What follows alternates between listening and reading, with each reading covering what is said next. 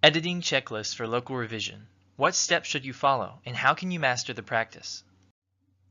Unlike global revision, which attends to larger structural and argumentative issues, local revision is the craft of improving one's sentences by addressing local issues such as unity and division, verbs and subjects, objects and antecedents, spelling and capitalization, punctuation, and clarity and concision.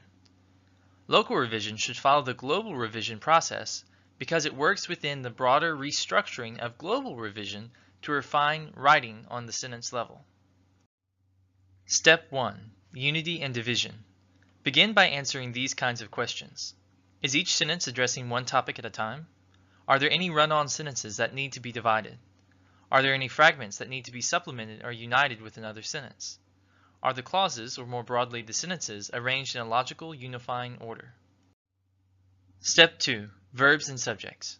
Begin by answering these kinds of questions. Do the subjects and verbs agree in tense and number? Are the verbs primarily active or passive? How can the passive verbs be replaced with more lively descriptive verbs?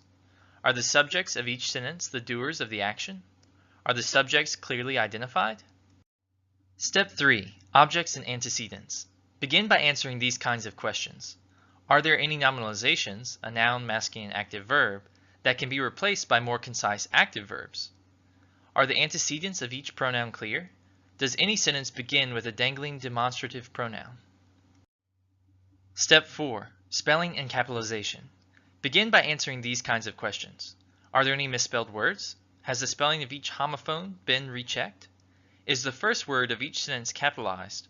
Are quotations properly capitalized? Are proper names and places and other special words properly capitalized? Step 5. Punctuation. Begin by answering these kinds of questions. Does each sentence end with a terminal punctuation mark? Are there any comma splices? Are interjections, nouns of address, and other qualifying opening elements set off by commas? Are irregular punctuation marks like dashes, colons, and ellipses used properly? Are all quotations cited and punctuated? Step 6. Clarity and grace. Begin by answering these kinds of questions. Are there any meaningless words that can be deleted? Are there any redundant words or implied words that can be deleted? Can a negative construction be reworded to produce a shorter positive one?